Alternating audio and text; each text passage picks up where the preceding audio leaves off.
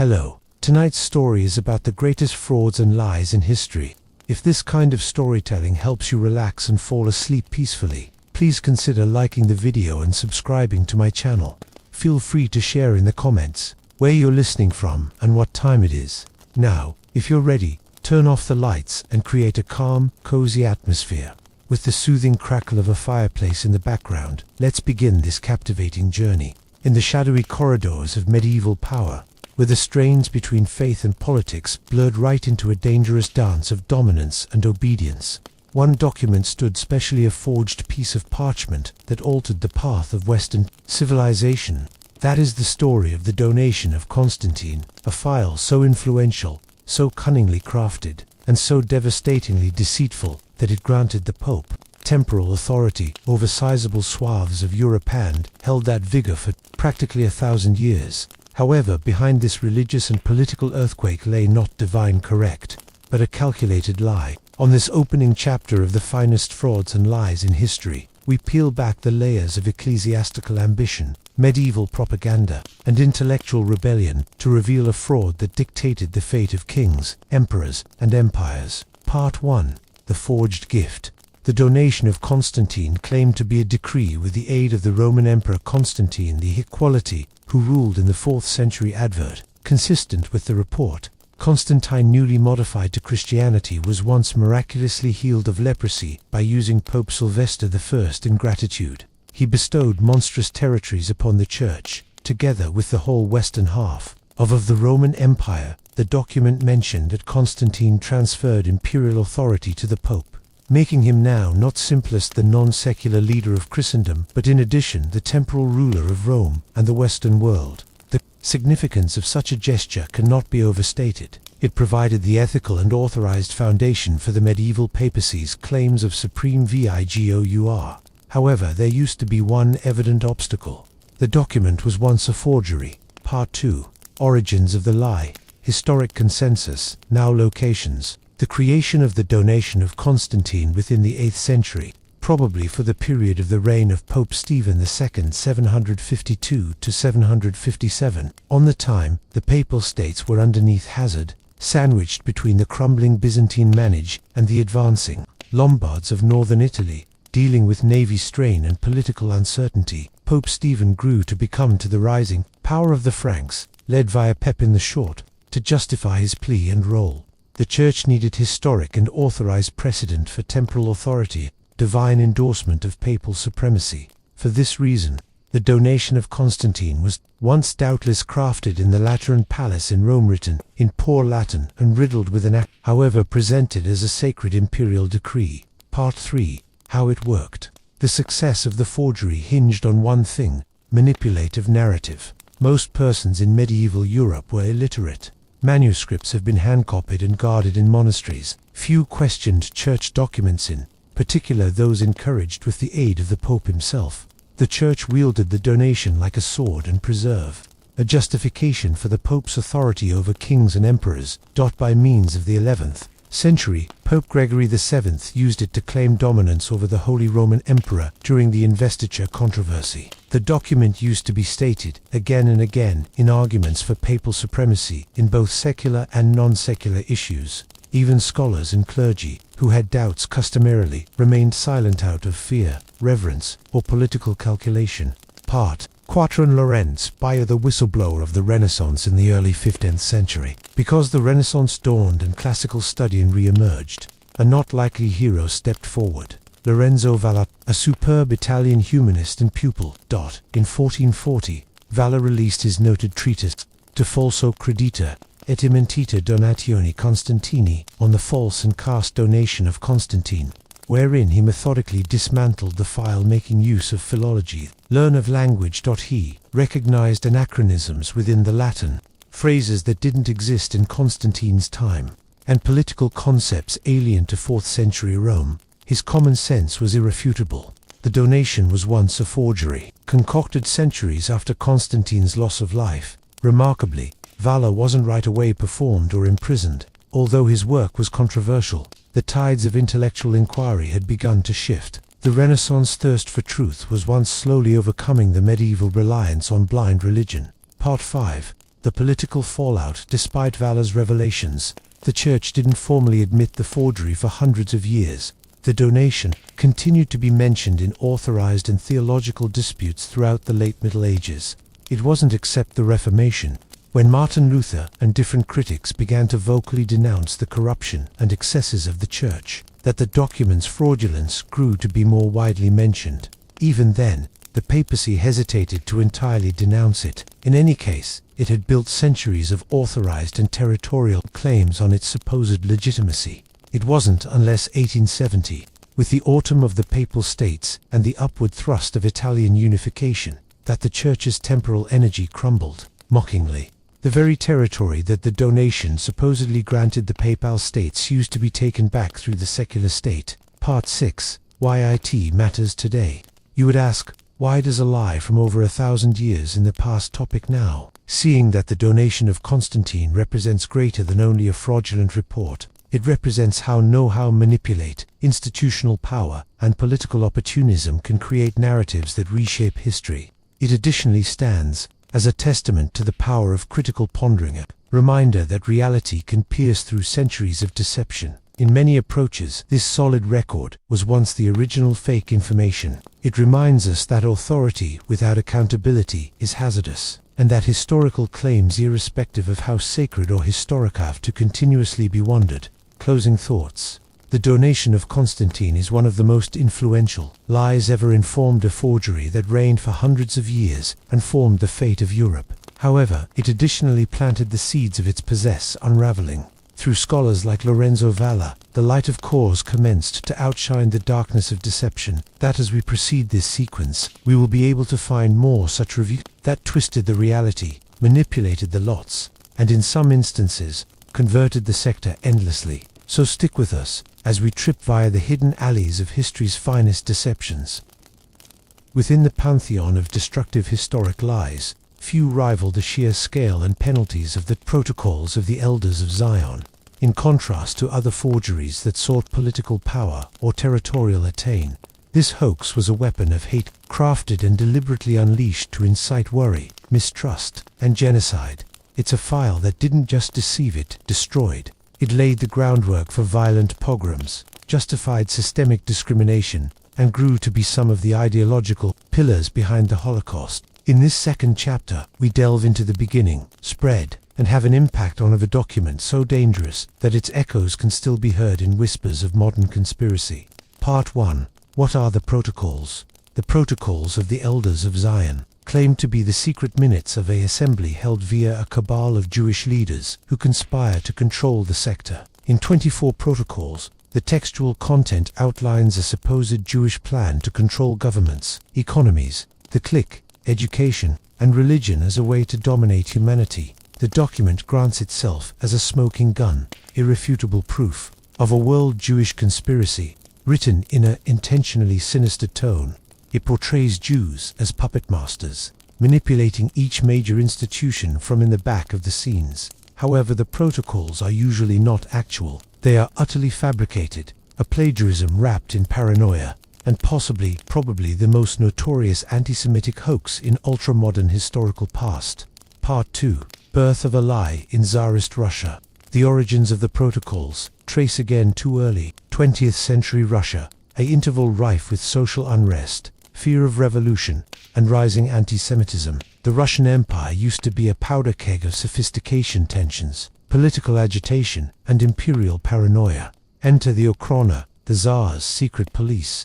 In an effort to shift blame for Russia's growing issues far from the regime, the Okhrana orchestrated the production of a fictional document that may pin the unrest on a convenient scapegoat: the Jews. It is believed that a man named Matthew Golovinsky, a creator and political operative with connections to the Okhrana, composed the protocols around 1902 to 1903 in Paris. Golovinsky plagiarized closely from a French political satire written in 1864 by Maurice Joly, Communicate in Hell Between Machiavelli and Montesquieu, which was itself a critique of Napoleon III.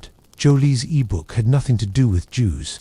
It used to be about tyranny and despotism, but Golovinsky repurposed its constitution and language, injecting anti-Semitic tropes and turning it right into a fictional Jewish manifesto for world domination. Part 3. Spreading the Fire Publication and Propaganda.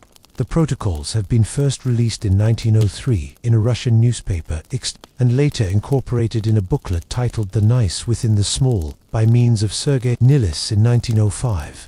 Nilis claimed the report had been stolen from a secret Jewish assembly, an absurd statement without evidence. The timing used to be intentional. Russia used to be reeling from the 1905 revolution, and Jews have been, as a rule, scapegoated for the unrest. The report gave anti-Semites a proof of their long-held prejudices.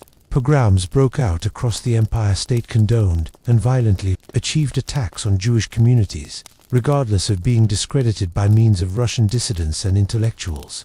The file took on a life of its own. It used to be translated into multiple languages and soon made its technique to Western Europe, then the United States, carried by using émigrés and extremists keen to fan the flames. Part 4. The protocols go global from Tsar to Hitler, ***. In the aftermath of World Battle IA defeated and humiliated Germany became fertile floor for conspiracy theories. The protocols arrived in Germany in the early 20s, translated and reprinted by way of far proper companies. One man in special latched onto the file, Adolf Hitler. Hitler noted the protocols in Mein Kampf as proof of a Jewish plot. The Nazi social gathering used the report as a key piece of propaganda, bolstering its narrative of Jewish Bolshevism and justifying policies of exclusion, discrimination, and eventually genocide. Joseph Goebbels, Nazi Germany's minister of propaganda, ensured that the protocols have been distributed largely for the duration of German schools, churches, and civil society. Despite the fact that the protocols had already been uncovered as a forgery with the aid of the Occasions of London in 1921, who carried out an in-depth investigation proving their fraudulent nature, it didn't subject, as Goebbels once infamously said, "If you happen to repeat a lie ordinarily sufficient, it turns into the reality." Part 5. The damage done. Blood on the pages. The harm precipitated through the protocols cannot be overstated. They helped fuel numerous pogroms in Russia and Japanese Europe, typically backed by executive forces. In Germany, they underpinned the Nazi regime's entire anti-Semitic ideology. Hundreds of thousands of Jews have been stripped of their rights, displaced, and finally murdered within the Holocaust, beneath policies justified partly by means of belief on this fictitious conspiracy. Even after World Battle II and the entire debunking of the protocols, the report discovered new audiences in the Middle East, Latin America, and parts of Asia by authoritarian regimes, terrorist corporations, and extremists to spread anti-Semitic ideology. It stays in circulation today, probably stated in fringe political organizations and conspiracy circles on the internet. Its legacy isn't just old, it's state-of-the-art, persistent, and dangerous. Part 6. Unmasking the Truth. The Power of Debunking. The first principle, public publicity of the protocols, got here in 1921 when Philip Graves, a journalist for The Occasions of London, released a certain analysis displaying that the record had been plagiarized from Joly's talk in Hell. He provided aspect via facet comparisons, exposing the fraud in indisputable terms. Later, investigations with the aid of historians, linguists, and researchers the world over verified Graves' findings. Even essential associations just like the United Countries and the U.S. Holocaust Memorial Museum have addressed the record's fraudulent nature. And yet, it persists. The protocols display that debunking a lie shouldn't be sufficient. When that lie feeds into deep-rooted fears and prejudices, the truth may be slow, methodical, and quiet. Lies are by and large loud, viral, and effortless. Part 7. WHYIT still matters. The protocols of the Elders of Zion signify a terrifying lesson. Phrases can kill. A false report, born out of imperial paranoia and political opportunism, became a cornerstone of genocidal ideology. It manipulated millions, emboldened hatred, and legitimized violence. In an age of misinformation, false news, and algorithm-driven radicalization, the story of the protocols is extra principal than ever. It's a case be taught in how conspiracy theories begin, unfold, and stick, and why vigilance, education, and crucial considering are our high-quality defenses. Conclusion. The protocols of the Elders of Zion weren't just a lie. They had been a deliberate weapon, solid to incite, to control, and to justify the not possible.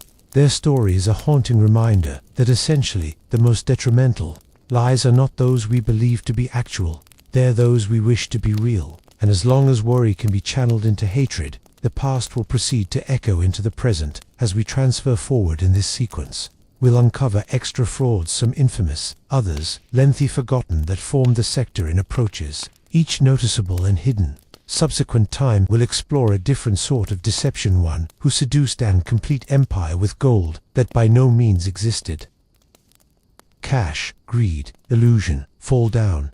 Within the early 18th century, a single fiscal scandal rocked Britain to its Koran epic swindle, so enormous it destroyed fortunes overnight, wrecked public trust, and shook the foundations of the emerging, modern-day economy. The name of that scandal was the South Sea Bubble, and it wasn't just a economic mistake, it was once one of the earliest and most devastating monetary frauds in Western history. This wasn't a scam pulled off in the shadows. It was once a national spectacle, involving politicians, aristocrats, and even participants of the royal loved ones. It was once a lie sold in plain sight, glittering with guarantees of untold wealth and extraordinary trade, handist to disappear like smoke when the public realized there used to be nothing behind it. On this 0.33 chapter of the finest frauds and lies in historical past, we dive deep into a deception so seductive that a whole nation bought in, unless the bill got here due. Part 1. A new world, a new opportunity. The 18th century was once a time of exploration, empire, and alternate. Europe's powers were scrambling to build wealth through abroad ventures. From sugar plantations in the Caribbean to trading posts in India and Africa. It was once additionally the birth of ultra-modern capitalism. Stock markets had been emerging, banks had been multiplying, and buyers had been discovering the intoxicating lure of hypothesis. In this environment, the South Sea Enterprise was born.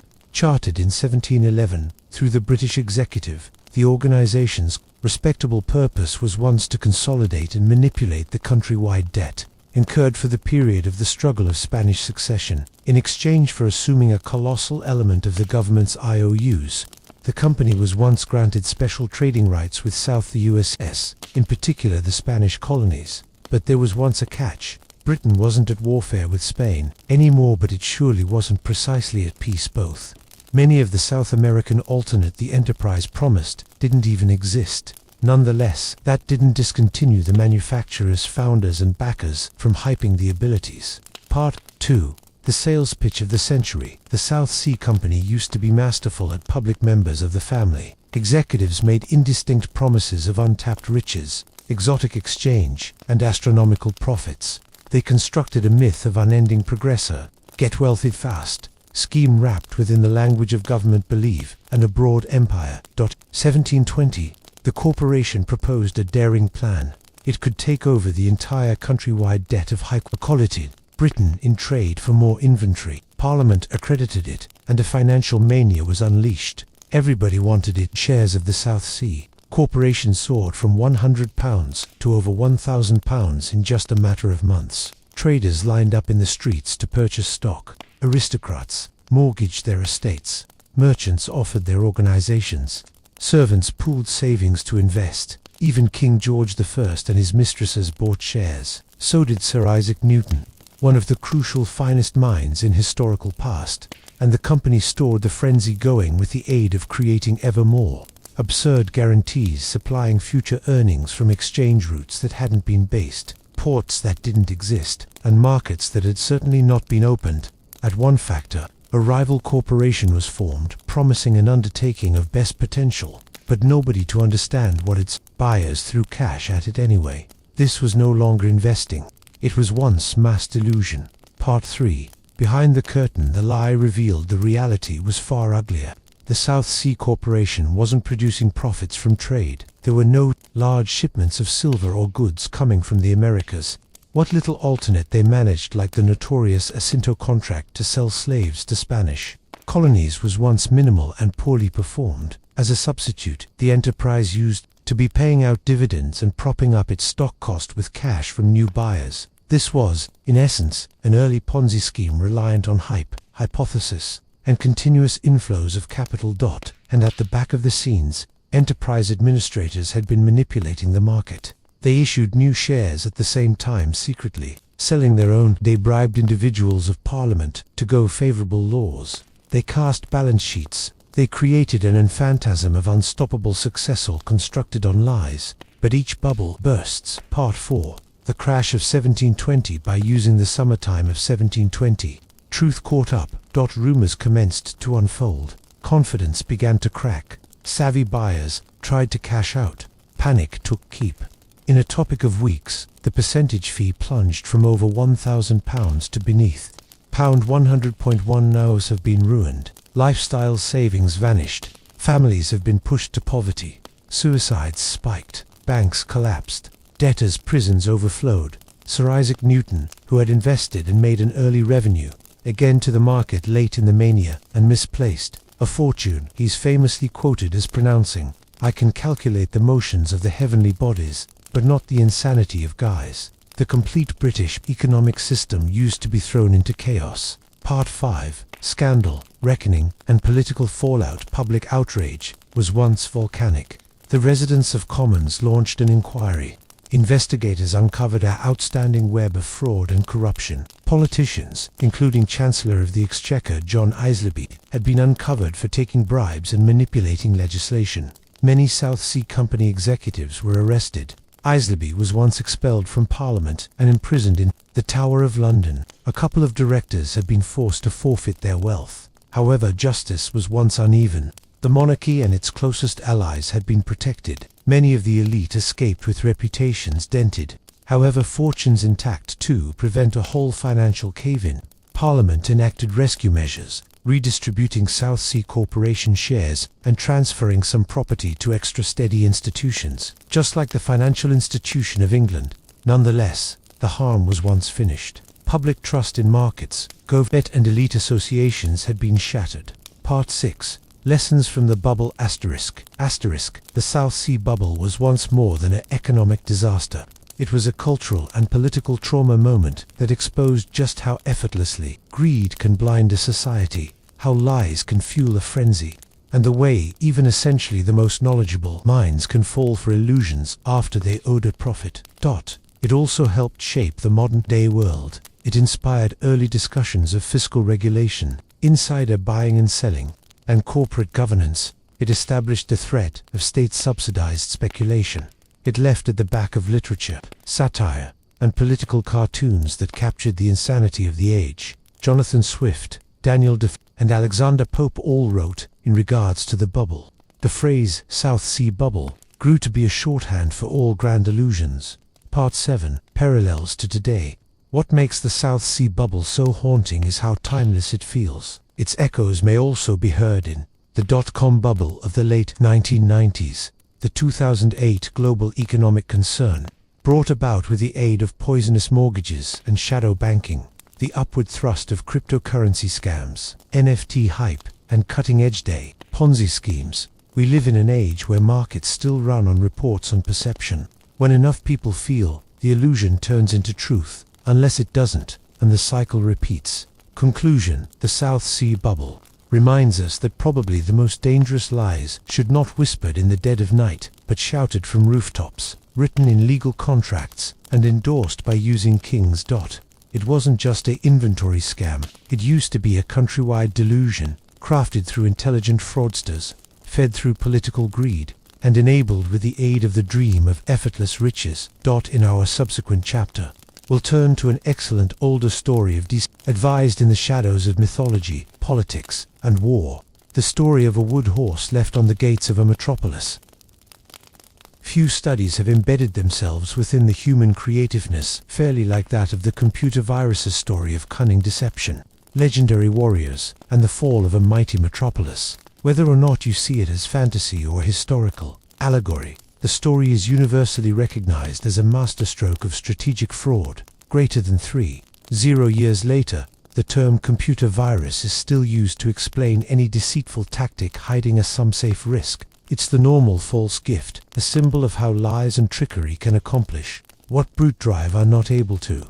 On this 4th chapter of the greatest frauds and lies in historical past, we unpack the layers of this old tale, separating legend from feasible reality, analyzing its literary roots, and figuring out the way it grew to be probably the most enduring metaphors for deception in human historical past. Part 1. The backdrop, the Trojan War. The surroundings is the legendary Trojan War, mentioned to have taken location within the 13th or 12th century BCE. In step with Greek mythology, it was once sparked by using one of the most notorious romantic scandals in literature, the elopement or abduction of Helen, the spouse of King Menelaus of Sparta, through Paris, a prince of Troy.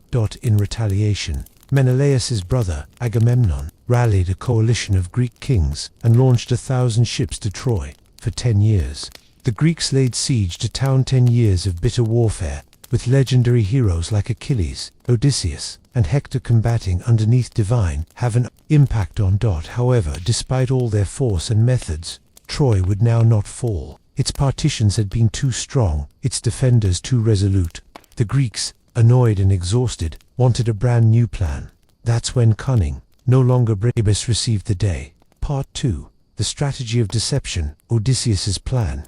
Enter Odysseus, the wily king of Ithaca, identified for his intelligence and trickery. According to Virgil's Aeneid and other ancient sources like Homer's Odyssey and Apollodorus, Odysseus devised a thorough plan. Instead, then breached the walls, bypassed them by means of deception.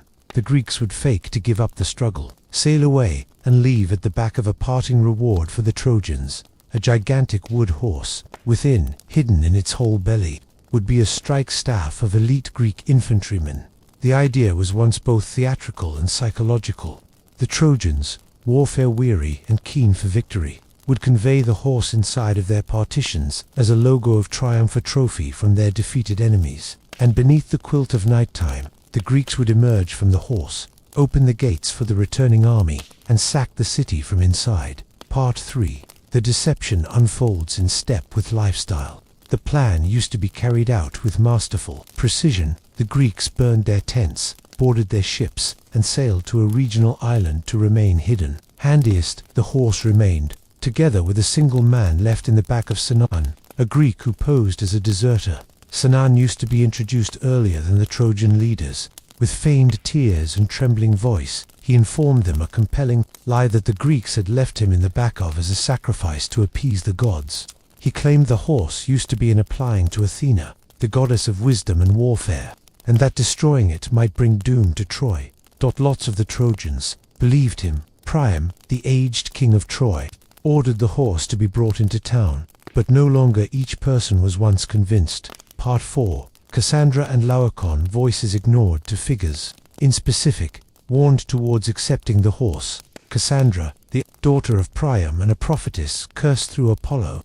Although she could see the future, no one would ever feel her. She pleaded with the Trojans to burn the horse, to no avail. Laocoon, a Trojan priest, famously cried out, "Watch out for Greeks bearing gifts." He hurled a spear into the horse's aspect, and it quivered, but the Trojans left out the omen. When serpents emerged from the sea and killed Laocoon and his sons, the Trojans took it as a sign of the gods' anger for questioning the reward. The lure was set. The horse was pulled throughout the gates of Troy. That night, even as town slept, Sinon opened the hatch. Part 5. The fall of Troy. As darkness blanketed the city, the Greek squaddies climbed out from throughout the horse. They opened the gates to the most important Greek forces, who had back below duvet of night. The leisure was slaughter. The town was burned to the ground. Guys were killed, ladies and youngsters enslaved.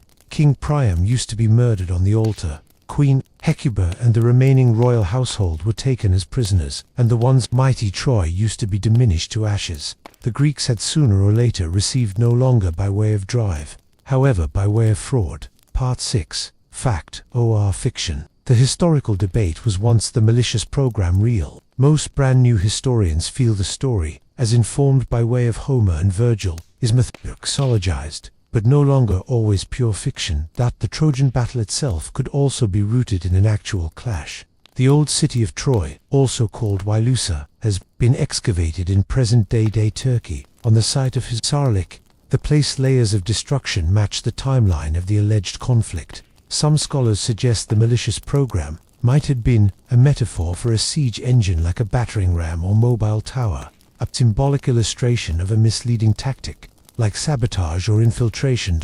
or even a misinterpreted ritual offering misunderstood in a raw way of life. What is detailed, nevertheless, is that the power of the story endures a timeless warning against misplaced trust and the dangers of unchecked pride. Part 7. The Legacy, the Eternal Fraud.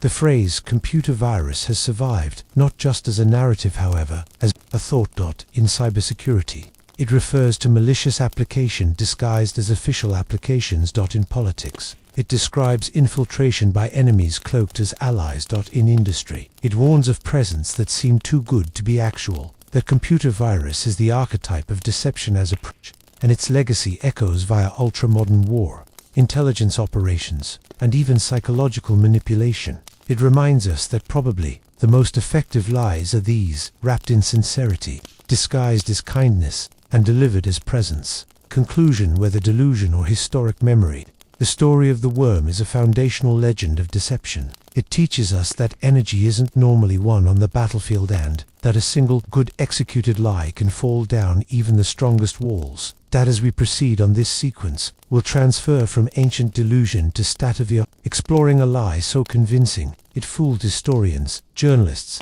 and art authorities the world over. The Hitler Diaries. In 1983, the world held its breath as news broke of an earth-shattering old discovery. 62 volumes of Adolf Hitler's individual diaries protecting the years of the Nazi regime had reportedly been discovered in East Germany. If official, these records promised unparalleled perception into the intellect of certainly one of history's most notorious figures. The implications had been big. Historians would have access to Hitler's intimate thoughts on World Warfare II, the Holocaust, and the inside workings of the 0.33 Reich. Information agencies rushed to cozy rights. Journalists hailed it as the scoop of the century, but it used to be all a lie. In this fifth chapter of the finest frauds and lies in historical past, we unpack the audacious story of the Hitler Diaries, a modern forgery so wonderful that it fooled seasoned historians, reliable journalists, and a principal publishing empire. It was once a scam fueled by greed, ego, and the seductive allure of forbidden advantage. Part 1. A discovery too good to be true. The scandal started with Heidemann, a revered journalist at Stern, a fundamental West German journal. Heidemann was once obsessed with Nazi memorabilia. He had earlier bought Hermann Göring's yacht and developed contacts in a long Wehrite and black market circles. In 1981, Heidemann was approached by an alleged East German supply who claimed to have retrieved Hitler's lengthy lost diaries from a plane crash close Dresden on the end of World Warfare II. The diaries, he used to be told, had been hidden by means of the East German government for many years. Heidemann was once hooked, believing he had stumbled upon the most important to find in many years. He alerted his editors at Stern. What adopted used to be probably the most high-priced and secretive publishing operations in historical past. Part 2. Enter Konrad Kuja, the forger behind the fraud at the back of the scenes.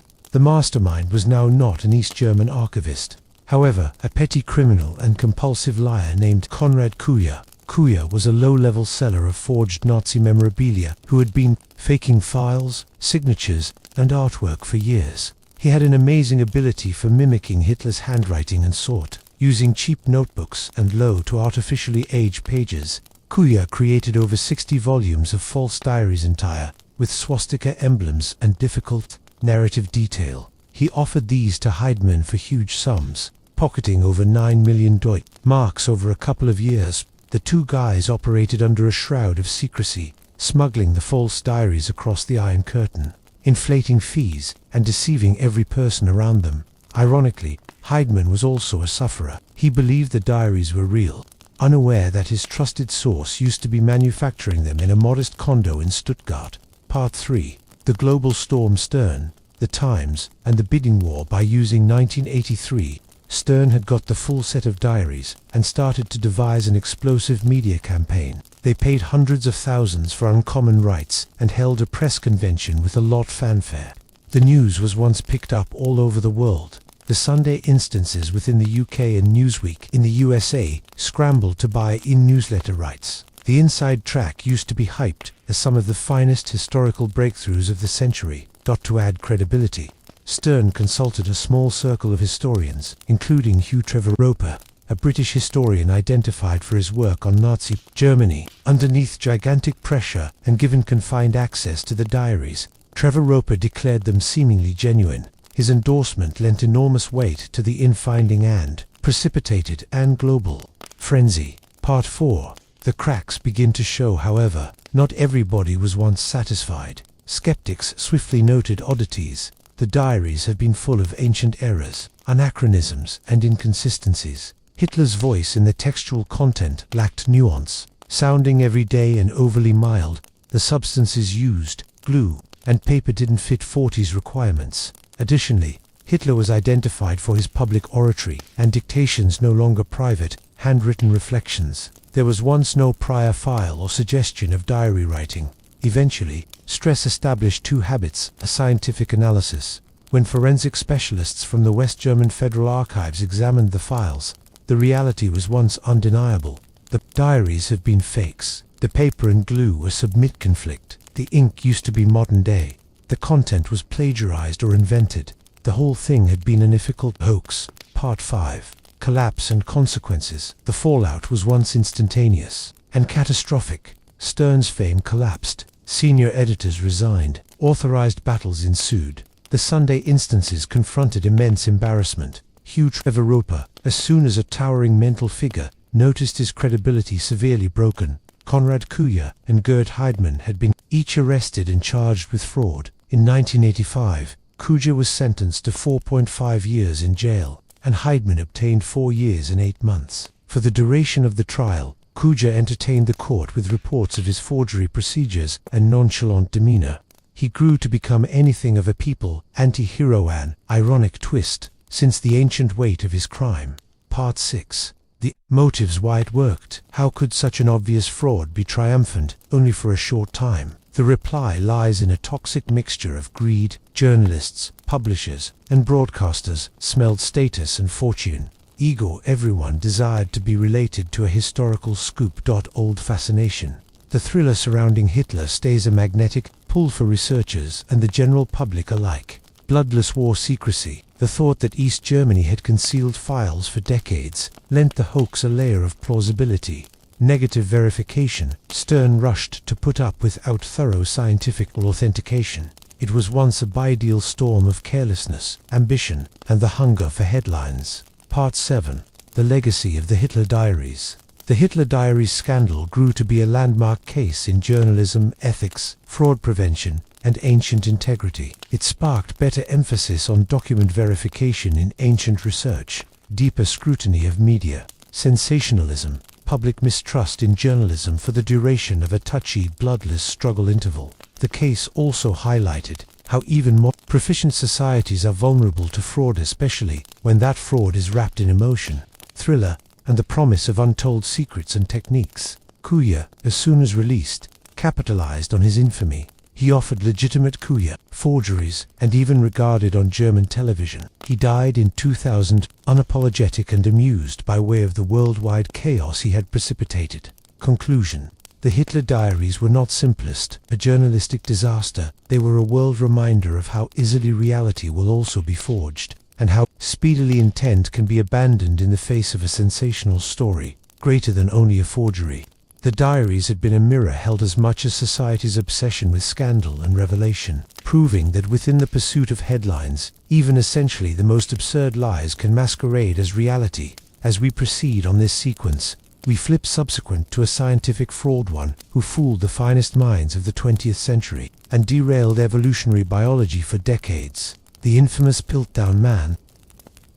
In 1912, the invention of a fossilized skull in a gravel pit in East Sussex, England, sent shockwaves through the scientific world. Named Piltdown Man, the specimen used to be hailed as the lengthest sort, missing hyperlink between apes and humans, an important piece within the puzzle of human evolution. The find was celebrated in headlines, museums, and lecture halls. For a long time, it formed evolutionary concept and bolstered Eurocentric biases in anthropology.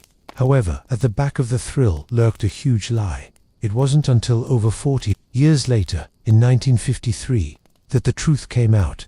Piltdown Man used to be an uncomplex forgery, made out of a medieval human cranium, the jaw of an orangutan, and chimpanzee teeth artificially aged and planted with intent. In this 6th chapter of the greatest frauds and lies in history, we dissect the Piltdown hoax, its discovery, the scientific community's blind spots, the suspects behind the deception, and the way it derailed an whole discipline of science for a iteration. Part 1. A mysterious find in England ***. The story starts in December 1912, when a British beginner archaeologist named Charles Dawson offered fragments of a cranium and jawbone to the Geological Society of London. He claimed to have found them in a gravel pit near the village of Pilt. The finding appeared unbelievable.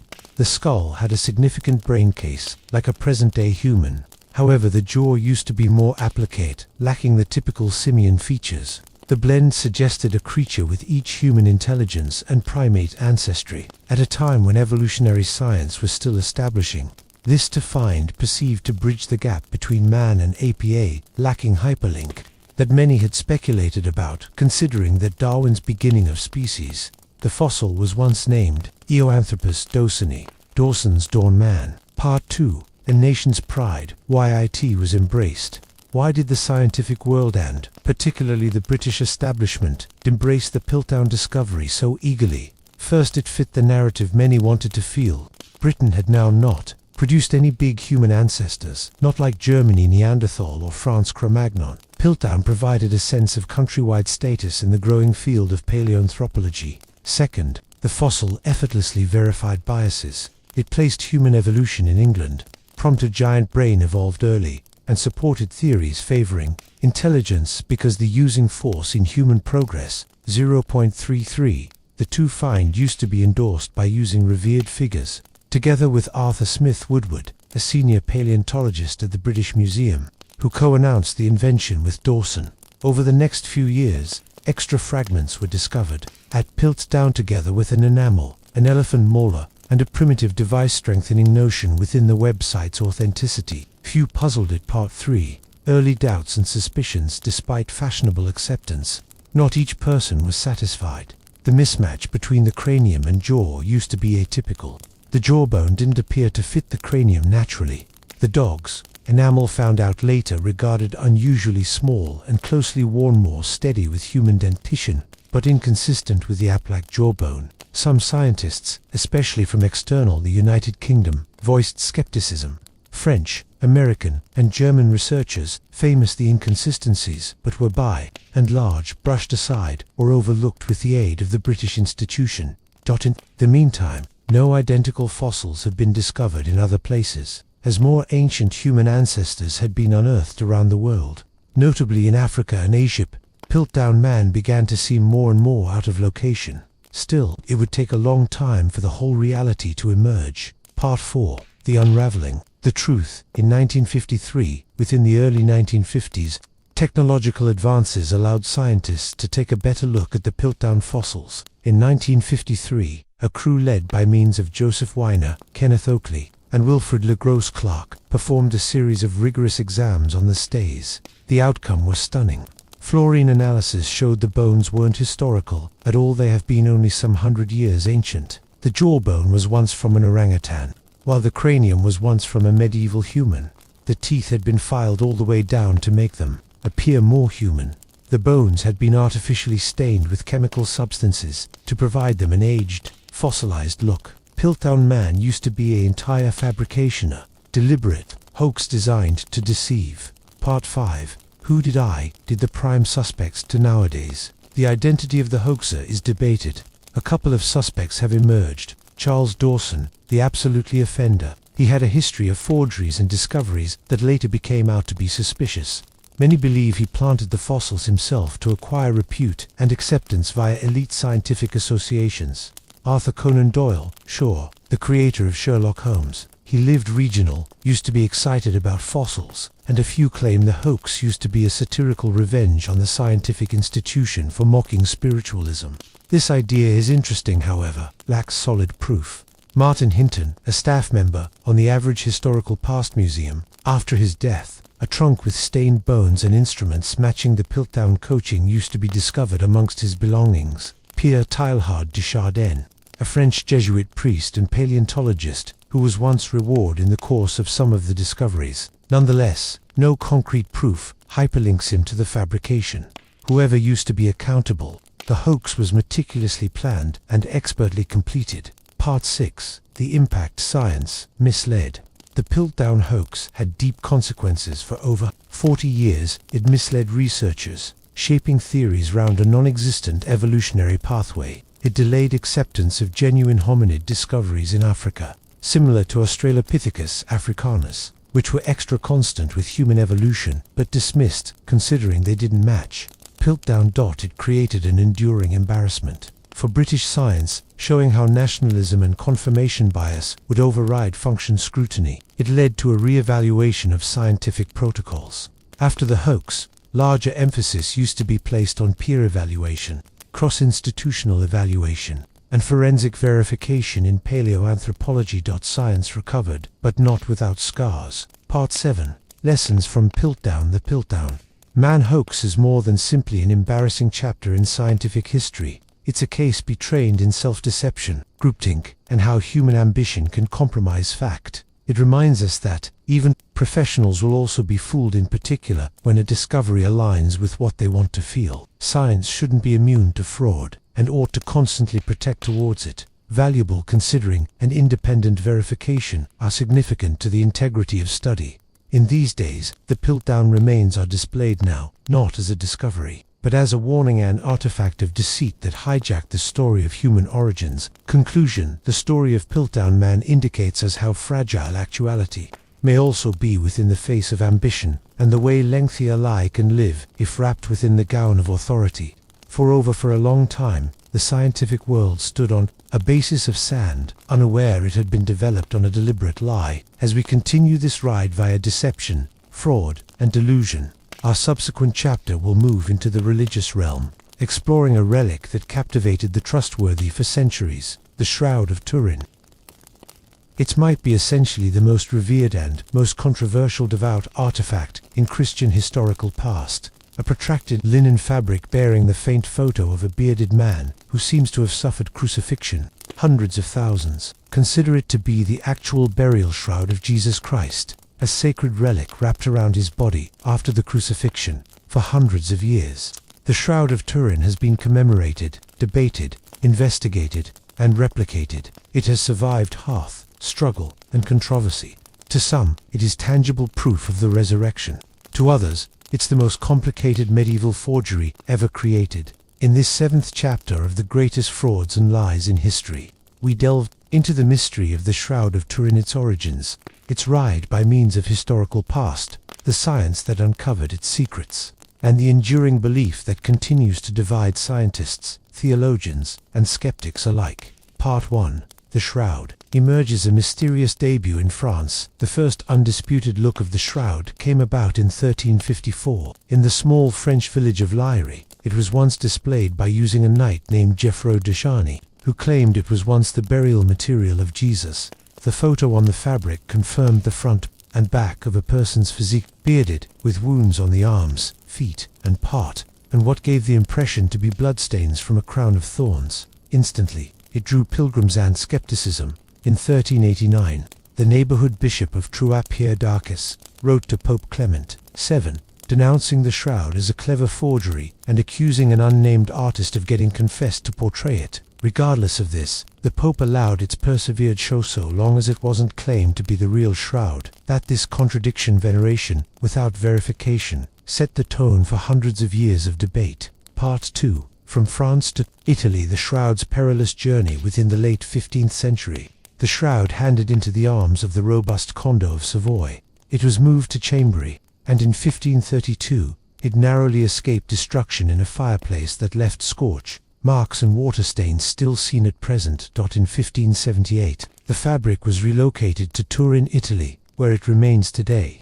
housed in the Cathedral of St. John the Baptist. Despite centuries of public display and devout devotion, no historical document hyperlinks the shroud to earlier Christian relics. No longer a single point out of it exists before the 14th century, an obtrusive absence for a relic of such value. Part 3. The image, a masterpiece of mystery.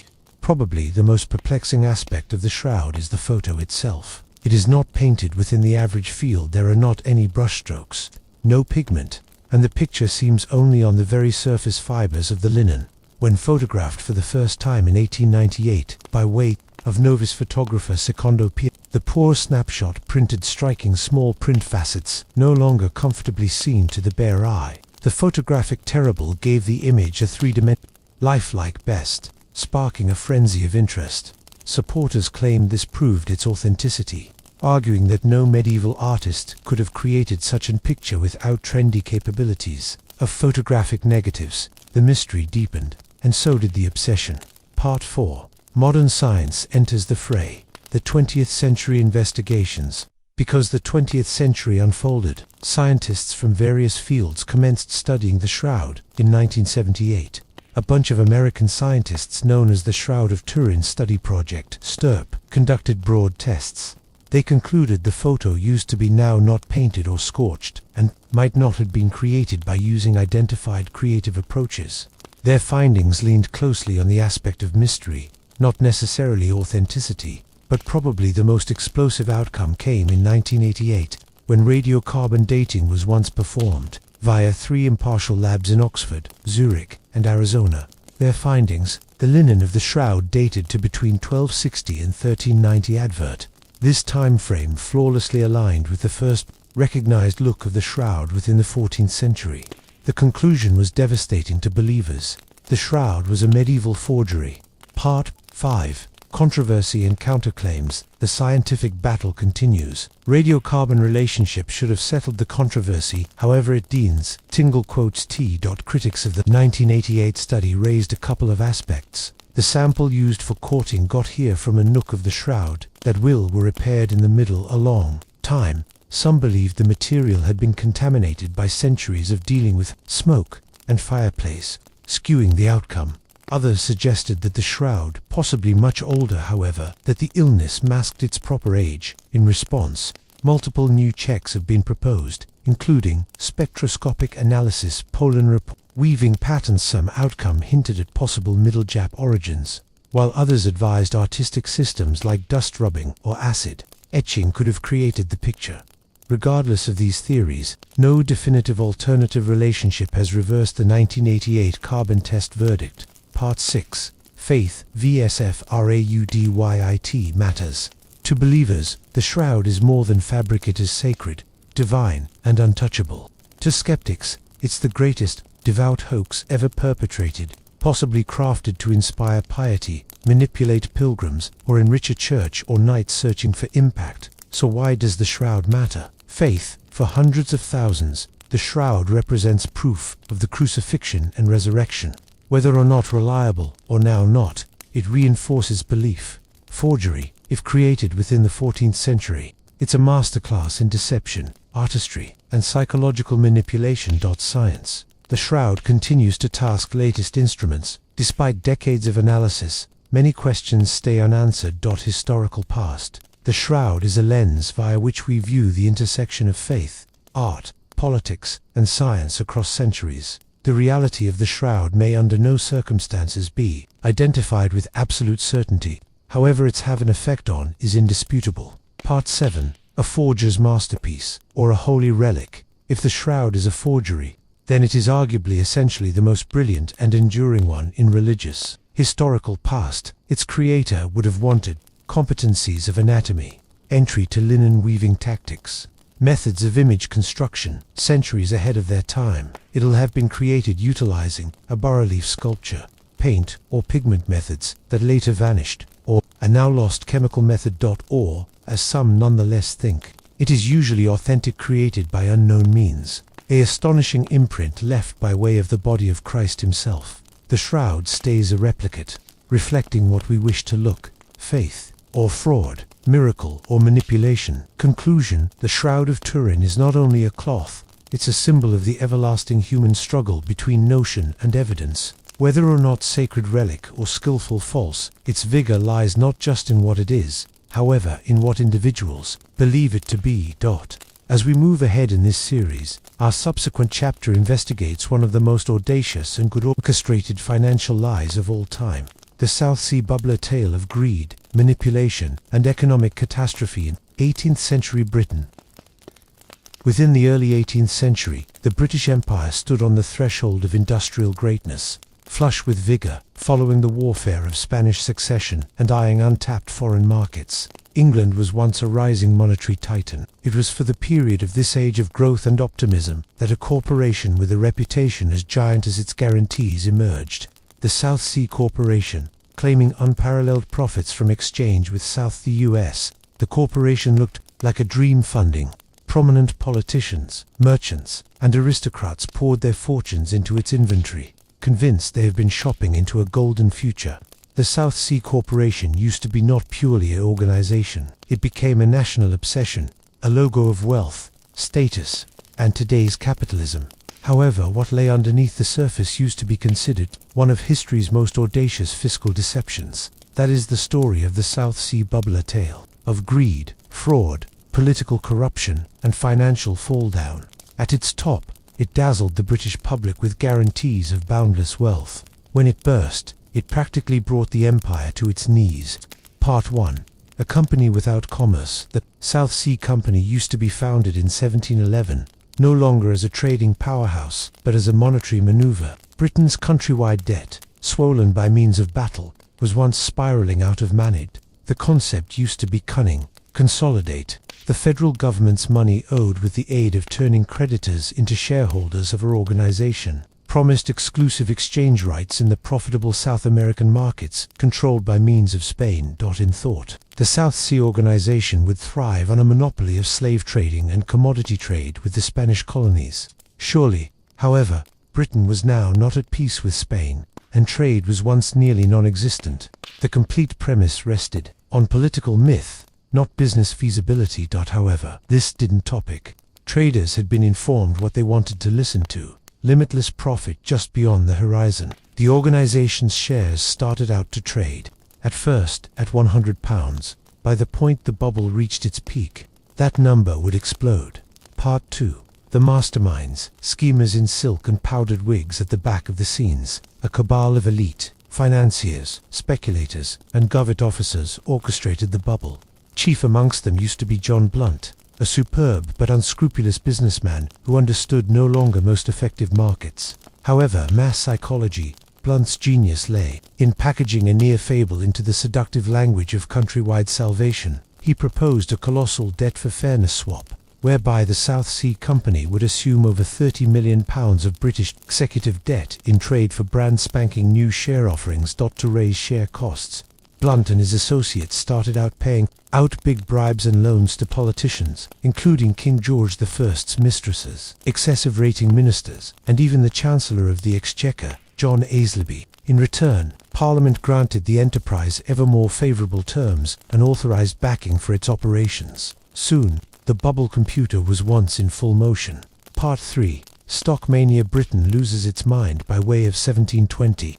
The fever had unfolded across England like wildfire. Word of colossal returns on South Sea stock circulated in coffee houses, salons, and on the streets of London. Servants, barbers, aristocrats, widows, and tradesmen alike scraped collectively their life financial savings to purchase shares. The stock rate rose astronomically from £100 to £1,000 per share in a subject of months. This tenfold expand was driven no longer via earnings, nor alternate, however, by way of hypothesis, insider manipulation, and myth. Folks sold their homes, businesses, and loved ones' heirlooms to get in on the motion. Fortunes had been made in weeks. The fee not ever looked as if it would discontinue rising. Amid the frenzy, copycat corporations sprang up far and wide, most with even less substance. A few of their charters had been laughably vague, for carrying on an undertaking of capabilities, however, no person to understand what it is. And yet, men and women still invested. It used to be the dawn of ultra-modern market speculation, and no one wanted to be left behind. Part 4. The pin pops, the bubble collapse in slow motion. The first signs of give way got here quietly, in mid-1720, with the proportion rate up to now detached from truth. One of the crucial organizations possessed administrators started out selling off their holdings, quietly cashing out, even as the general public persevered to purchase in dollars. Insiders offered, self-assurance faltered, inventory costs grew to become unstable. Rumors of corruption and embezzlement started out to circulate when it grew to be known that corporation executives had awarded themselves massive loans backed through overestimated stock. The shattered. In a matter of weeks, the cost of South Sea shares plummeted from £1,000 again to £100, and then even scaled down. Bankruptcies spread like wildfire. Thousands of investors misplaced everything. Panic gripped the nation. Households that had grown rich in spring were destitute by means of autumn. Credit score evaporated, and the economic process ground to a halt. The South Sea bubble had burst, leaving devastation in its wake. Part 5. Scandal, Trials and Retribution. The government might now not ignore the general public's rage. A scandal of this magnitude demanded a sacrificial purge. Investigations printed popular corruption. A few high-ranking ministers had been located to have approved bribes. John Aislabie, the Chancellor of the Exchequer, used to be imprisoned in the Tower of London. Administrators of the manufacture have been stripped of their wealth, a few of them fleeing the nation. The general public, nonetheless, observed little comfort. Many suspected the pains had been merely theatre, an approach to appease fashionable anger without true reform. King George I, although closely involved through intermediaries, escaped scrutiny just about absolutely. Meanwhile, Parliament handed the Bubble Act of 1720, outlawing the formation of joint inventory firms without royal approval. Sarcastically, this regulation would stifle innovation within the British economic sector for many years. Part 6. Echoes through time. Lessons of the bubble. The South Sea bubble was now not just a monetary catastrophe, it was once a societal trauma, a collective cognizance that markets could be manipulated, betrayed, and fortunes wiped out in a single day. But it surely was once not the last. Historical past would repeat itself. In France, an unequal fraud, often called the Mississippi Bubble, orchestrated through John Regulation, collapsed within the equal year. In 1929, Wall Street would experience an eerily equivalent mania and crash. Within the early 2000s, the dot-com bubble burst, destroying trillions in market worth. And in 2008, the global fiscal quandary uncovered as soon as again how greed and deception might carry even the most robust economies to the brink. Each and every of those disasters, somehow, can trace their mental lineage again to the South Sea bubbler case. Learn in how speculation without substance, self-belief without warning, and greed without governance can spell catastrophe. Part 7. The lure of the bubble. Why? We never learn why do bubbles like South Sea continue to occur. At its coronary heart, the South Sea bubble uncovered something deeply human. Our want for fast wealth, our tendency to trust charismatic leaders and widespread opinion, our reluctance to ask difficult questions when the rewards seem simply around the nook. These characteristics are usually not restricted to any era. They are timeless indeed. Some students argue that monetary frauds and bubbles are essential aspects of capitalism. No longer flaws, they cleanse the system, punish recklessness, and remind us that markets are eventually driven by means of humans, not common sense. However, the soreness they inflict on natural citizens, families, and international locations is real, and the South Sea bubble stands as the first international warning of what occurs when financial fable outruns reality. Conclusion. The ship that never sailed. The South Sea Company promised to sail into the brand new world, to liberate treasures and alternate routes in return with riches past imagination. It on no account did. It owned no ships, conducted practically no alternate, and produced nothing, however, paper wealth and dreams. Its proper cargo used to be hope, and when it sank, it pulled 1000s into the abyss. As we shut this chapter, let the lesson be clear. When whatever seems too good to be proper, it, by and large, is. In Chapter 9, we will ride into probably the most complicated archaeological frauds of all time, the Piltdown Man hoax, where the desire to seek out the missing hyperlink between apes and humans ended in one of the greatest scientific deceptions in history. Within the early 20th century, the scientific group was deeply engaged in certainly one of humanity's most compelling mysteries, the origins of our species. Influenced by Charles Darwin's idea of evolution, researchers sought the elusive, missing link, the fossil evidence bridging apes and contemporary humans. Europe and Asia had yielded discoveries like Neanderthals and Cro-Magnons. However, the picture remained incomplete. In this local weather of excessive curiosity, A discovery made in 1912 promised to convert the whole lot. The Piltdown Man, hailed as England's finest archaeological to find, seemed to be the very bridge between ape and human. The discovery was once celebrated internationally, shaping scientific proposal for a long time. Yet, it was once all an enormous deception. This chapter explores the saga of the Piltdown Man, how it was discovered, why it deceived so many who were accountable, and the profound influence it had on the science of human evolution. Part 1. Discovery in the Gravel Pits. The story starts off evolved with Charles Dawson, a British newbie archaeologist and fossil collector. In 1912, Dawson claimed to have discovered a fraction of a cranium in a gravel pit near Piltdown, a village in Sussex, England. Quickly after, Dawson and Arthur Smith Woodward, a prominent paleontologist from the British Museum, introduced the discovery of a cranium and jawbone. The findings seemed progressive, a skull akin to modern people, however paired with an ape-like jawbone. The fossil was once named Ewanthropus dawsonidasons daybreak man. The blends steered an early human ancestor with a giant mind and primitive jaw, fitting perfectly with latest hypotheses that mind measurement preceded other evolutionary changes. The news electrified the scientific world. Britain in the end had its own lacking link. Part 2. The science of deception. Despite its acclaim, the Piltdown Man raised eyebrows from the cranium and jawbone gave the impression incongruous, made some gurus to impeach whether or not they truly belonged to the identical creature. The tooth exhibited exclusive put-on patterns, inconsistent with any recognized primates. No different fossils of equivalent age or morphology were observed in the subject or in other places, but the authority of Smith Woodward and the prestige of the British Museum silenced many critics. The discovery shaped paleontology, influencing the interpretation of later finds and reinforcing Eurocentric views of human evolution. Part 3. The fraud revealed. It wasn't unless the early 1950s that technology caught up with suspicion, utilizing strategies like fluorine dating, which measures the quantity of fluoride absorbed via bones within the soil. Scientists decided the Piltdown fossils were much more youthful than claimed.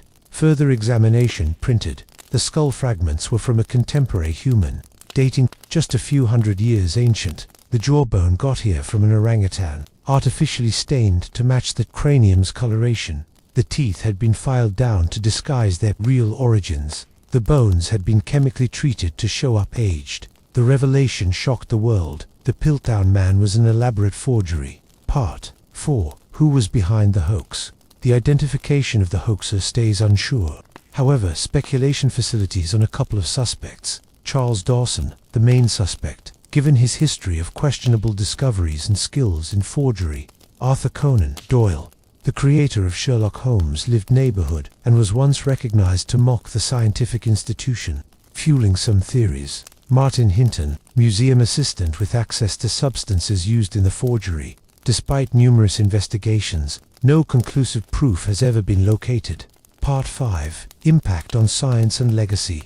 The Piltdown fraud profoundly influenced scientific progress with the aid of misleading researchers for many years, delaying acceptance of specific hominid fossils from Africa and Asia, reinforcing biases about mind size and European centrality in human evolution, underscoring the necessity of rigorous validation. The case grew to become a cautionary story about confirmation bias and the importance of skepticism. Conclusion. Piltdown Man reminds us that even probably the most prestigious associations may also be deceived, and that the quest for fact requires vigilance, humility, and continual re-examination. Think a single record so strong that it justified the political and non-secular supremacy of an complete institution for over a millennium. A report that, although fabricated, formed the destinies of kings, popes, and empires. This is the story of the donation of Constantine, and difficult forgery that presupposed to switch imperial authority over Rome and the western part of the Roman Empire to the Pope. For centuries, this document was once authorized as genuine, giving the papacy a divine correct to rule great territories and influence the course of European historical past. This chapter explores the origins of the donation, its use in medieval politics, the invention of its falsity, and its lasting legacy on church and state members of the family. Part 1. The claim, a gift from an emperor. The donation of Constantine is a purported decree via Emperor Constantine the Best, dated to the 4th century. In keeping with the report, Constantine, after his conversion to Christianity, transferred to Pope Sylvester I sovereignty over the city of Rome and all its provinces, supreme authority over the Western Roman Empire, the vigor to nominate bishops and govern the Church's affairs. This supply extended the Pope from a spiritual leader to a temporal ruler with political dominion, justifying the Papal State's existence. Part 2. The Middle Ages: Power and Politics Throughout the Core Ages. The donation was once a cornerstone of the papacy's claims to political power. Popes invoked it to assert authority over kings and emperors, legitimize territorial claims in Italy, impact succession disputes, and coronicize. It played a pivotal position for the period of conflicts, just like the investiture controversy, where popes and monarchs clashed over appointing bishops. The report additionally bolstered the proposal of papal supremacy, positioning the Pope as God's representative on earth. Part 3. The Renaissance Challenge: Erasmus and the Exposure. The tide began to show in the 15th century with the upward thrust of Renaissance humanism. Scholars like Lorenzo Valla undertook meticulous textual evaluation. In 1440, Valla released a groundbreaking study exposing the donation as a forgery, stating anachronistic language in terms no longer used in Constantine's time, references to associations and political realities that didn't exist in the 4th century, stylistic inconsistencies with reputable Roman imperial records. This revelation challenged centuries of approved wisdom. Part 4. The Impact and Reactions. Valla's findings shook the foundations of medieval political theology. At the same time, some inside the Church sought to suppress or ignore the outcome. The exposure planted seeds of doubt that might later gas. The Reformation, questioning papal authority, the upward thrust of secularism and nation-states, modern historical crucial methods in record evaluation. The donation of Constantine grew to become a symbol of how vigor can be buttressed through deception. Part 5. Legacy in Modern Reflections. At present, the donation of Constantine stands as a testimony to the efficiency of solid documents in shaping historical past, the intersection of religion, power, and politics, the importance of imperative scholarship in uncovering reality. Story reminds us that history is customarily written by way of the victors, however, must be continually wondered and re-evaluated. Conclusion. The donation of Constantine was once extra than just ink on parchment. It was a political instrument that justified centuries of papal dominance and adjusted the course of Western civilization. Its eventual unmasking highlights the enduring anxiety between authority and truth, religion and motive. As we proceed our trip through historical past's finest deceptions, our subsequent chapter will delve right into a 20th century scientific scandal, the bloodless fusion controversy. The place, the promise of limitless vigor used to be shadowed by rushed claims and trendy skepticism. Imagine an international where energy is plentiful, low-priced, and easy. The place the solar's vigor could be harnessed in a laboratory on this planet, offering near-endless fuel without air pollution or nuclear waste. This was once the tantalizing promise of cold fusion. In 1989, two electrochemists, Martin Fleischmann and Stanley Pons, introduced that they had accomplished nuclear fusion at room temperature a feat beforehand, notion unimaginable without the severe warmness and pressure determined in stars or hydrogen bombs. Their announcement sent shockwaves by way of the scientific group and the media. Might this be the daybreak of a brand new vigor era? The reply, because it became out, was once a cautionary tale about scientific rigor, hype, and the pitfalls of rushed claims. Part 1. The discovery that shook the world. Fleischmann and Pons, working on the tuition of Utah, claimed that by way of passing an electric current via heavy water deuterium oxide with a palladium electrode, they produced excess heat, far past chemical reactions might give an explanation for. They suggested this used to be proof of nuclear fusion happening at or near room temperature. Bloodless fusion, an energy step forward that would revolutionize humanity's future. The media frenzy used to be on the spot. Headlines proclaimed a new vigor source, and governments poured funding into replication efforts. Part 2. The scientific community responds, yet skepticism arose swiftly. The core of science is replicability. Labs have to reproduce results. For a discovery to be accredited, numerous research organizations International tried to copy Fleischmann and Pond's experiments. Most failed, critics stated. Lack of regular, measurable nuclear response products like neutrons or tritium, experimental mistakes, and poor calibration. The absence of a believable theoretical mechanism for fusion at room temperature. The initial excitement pale as nearly all of evidence recommended the claimed results were experimental artifacts or mistakes. Part 3. Media hype and scientific haste. The cold fusion episode grew to be a textbook example of what occurs when media strain and scientific ambition collide. Fleischmann and Pons bypassed typical peer review, announcing their results via press conference instead, then publishing first in scientific journals. This strategy, even as intended to secure funding and awareness, undermined scientific norms and resulted in overblown expectations, public misunderstanding, harm to the reputations of worried scientists. The episode underscored the significance of methodical validation before publicizing groundbreaking claims. Part 4. Legacy and continued research. Although bloodless fusion, as at the start introduced, was once debunked, the story did not end there.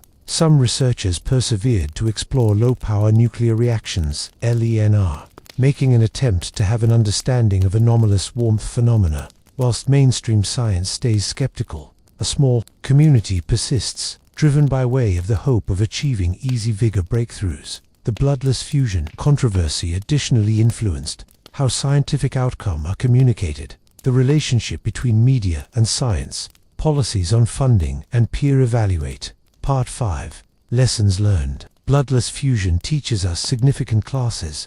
Scientific rigor are not able to be compromised for velocity or publicity. Individual claims require unusual evidence. The media plays a strong position in shaping public belief and have to tread cautiously. The self-correcting nature of science eventually exposes falsehoods, but reputations and public belief can be harmed in the approach. Conclusion. The cold fusion controversy stands as a today's reminder of the delicate steadiness between innovation and skepticism. It is a story where hope met haste, and hype outran proof.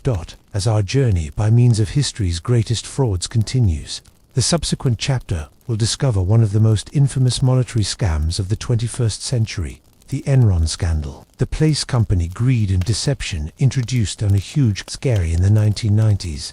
Enron Company was hailed as a shining beacon of Yankee capitalism and progressive energy, manufacturer that revolutionized the market with new buying and selling strategies and monetary products. With skyrocketing stock costs and glowing analyst stories, Enron was once the darling of Wall Street. Its executives had been praised for his or her vision, its workers rewarded with beneficent stock choices, and investors flocked to purchase shares. However, under the surface, Enron was hiding a dark secret. Its gains were largely fabricated through problematic accounting fraud and deception. This chapter explores how Enron's seemingly unstoppable upward push was once constructed on lies, how its elaborate fraud used to be perpetrated, and the devastating fall down that greatly surprised the sector. Part 1. The company and its strategy. Enron started as a natural energy provider, but changed itself right into a dealer of vigor, derivatives, and other complicated economic products. It claimed to take advantage of innovative mark-to-market accounting, enabling it to guide projected future gains right away, alternatively, than when they materialized. This accounting approach, combined with unique rationale entities, spec-off steadiness sheet, corporations designed to cover debt, allowed Enron to inflate revenues and hide losses. Traders and analysts, dazzled with the aid of the apparent progress, overpassed warning signs. Part 2. The culture of deception. At the coronary heart of Enron's fraud was once a culture driven via unrelenting pressure to meet wall-road expectations. CEO Kenneth Lay, coup Jeffrey Skilling, and CFO Andrew Fasto orchestrated schemes to mislead shareholders and regulators. Fasto created numerous SPEs that bought Enron's underperforming property, hiding billions in debt. Executives engaged in insider trading, sold individual shares before the giveaway, and manipulated vigor markets to boost gains. Part 3. The unraveling. In late 2001, investigative journalists and analysts started out uncovering inconsistencies in Enron's economic studies. The manufacturer's stock cost plummeted from a height of around $90 per share to less than $1 in a topic of months. Collectors demanded repayment, partners withdrew, and bankruptcy grew to become inevitable. In December 2001, Enron filed for Chapter 11, the largest in U.S. historical past on the time. Part 4. Legal repercussions and aftermath. Enron's collapse led to criminal investigations. Lay and Skilling have been convicted of fraud and conspiracy. Skilling used to be sentenced to over 24 years in prison, later lowered. Fasto cooperated with prosecutors, receiving a reduced sentence. The scandal resulted in the loss of countless numbers of jobs and billions in pension cash. It additionally spurred regulatory reforms, together with the Sarbanes-Oxley Act of 2002, designed to broaden corporate accountability and transparency. Part 5. The lessons of Enron. Enron's story exhibits the risks of unchecked company vigor and greed, the penalties of elaborate fiscal engineering without transparency, the important position of whistleblowers and investigative journalism, the necessity for powerful regulatory oversight. Conclusion: Enron's astonishing fall from grace stays a stark warning of how ambition and deceit can corrupt even probably the most revered associations. As we conclude this series of nice ancient frauds, do not forget, in the back of each fabulous success story, questions need to be requested, facts validated, and vigilance maintained. Within the digital age, fraud not requires solid files, insider connections, and even so much cash. Frequently, all it takes is confidence, charisma, and a compelling Instagram profile. In the late 2010s, New York City's trend, art, and fiscal elite were taken in by way of a young lady who awarded herself as Anna Delvey, a wealthy German heiress with a $60 million Believe fund. Truly, her title was Anna Sorokin, and she used to be the daughter of a Russian truck driver. By means of lies, appeal, forged records, and social manipulation, she conned in banks and excessive profile members out of thousands of hundreds and hundreds of dollars, dwelling a luxurious lifestyle that by no means real existed. That is the story of how a millennial grifter infiltrated excessive society, and what it exhibits about our tradition of picture, wealth, and belief. Part 1. Who is Anna Sorokin? Sorokin was once born in 1991 in Domodedovo, a working-class town outside Moscow. Her household moved to Germany in 2007. As a young person, Anna moved to London, then Paris, and eventually landed in the Big Apple in 2013. The place she rebranded herself as Anna Delvey.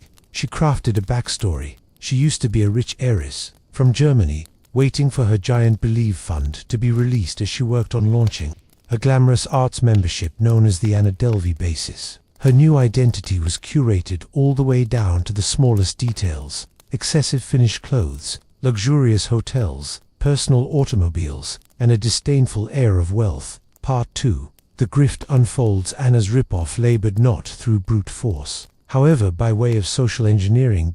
She made individuals suppose in her wealth by way of spending lavishly on others. She lived in 5-star accommodations for months without paying, ate at the satisfactory restaurants and tipped lavishly, took friends on highly priced vacations, normally promising she'd wire the money later, forged financial institution statements displaying she had tens of millions of euros abroad, convinced banks to loan her money for a fictitious $25 million art core. She befriended artists, hoteliers, financiers, and influencers. Many provided her aid or credit score, thinking reimbursement was only a bank wire away. Part 3. The cracks in the facade. Finally, inconsistencies started to pile up. Accommodations grew worn out of unpaid fees. Pals grew suspicious when reimbursements, under no circumstances, came. Her wire transfers continually seemed delayed. In 2017, Sorokin's former buddy Rachel DeLoach, Williams Ann Aragon's Fair Picture editor, alerted the authorities after being stuck with a $62,000 bill on a Moroccan travel Anna had promised to pay for. Quickly after, Sorokin was arrested. Part 4. The trial and media circus. Anna was indicted on a couple of counts of theft, larceny, and fraud. Her 2019 trial became a media sensation. She arrived at court docket dressed in fashion designer clothes, entire with a stylist, turning the courtroom right into a fashion exhibit. The trial printed she had defrauded banks out of $100,000, skipped out on $200,000 in lodge and restaurant expenditures, used fake identities, emails, and financial institution statements. But her self-belief remained unshaken. She declared she wasn't a fraud, just a younger entrepreneur, misunderstood via the method. The jury wasn't satisfied. She was convicted on a couple of expenses and sentenced to 12 years in prison. Part 5. Aftermath and Cultural Impact. Anna's story captivated the world, not since of the dimensions of her crime, but due to the fact that of its form. Her upward push and fall grew to become a viral image of the facet, until you are making it, iteration, where appearances can override reality. Netflix bought the rights to her life story for a dramatized series Inventing Anna, and she gave interviews, wrote articles, and even tried to launch a fashion line from detention. She was released in 2021, only to be detained again through U.S. Immigration Services for overstaying her visa. To this day, she lives under apartment arrest in Big Apple, seeking to preserve the Delvey photograph. Conclusion: fraud in the digital age. Anna Sorokin's ripoff wasn't about stealing millions from organizations. It was about manipulating belief, convincing men and women she belonged in elite spaces, and utilizing their belief in wealth and popularity in opposition to them. Her story closes our exploration of the finest frauds and lies in historical past, on a contemporary notice displaying that whilst the instruments have changed, human gullibility, vainness, and trust stay exploitable. Epilogue, a final reflection throughout 13 chapters. We've visible fraud take many varieties, devout relics and solid gospels, royal imposters and phantom heirs, scientific fantasies and power miracles, monetary empires developed on deception, social scams thriving in a digital world. These experiences reveal now not just the ingenuity of the image fraudsters, however the deep wants and blind spots of those they deceived. History teaches us that the greatest lies prevail no longer for the reason that they're awesome, but seeing that they tell us what we need to believe. Let that be a lesson to everybody, whether in history, science, finance, or society. Actuality needs scrutiny, and belief must be earned.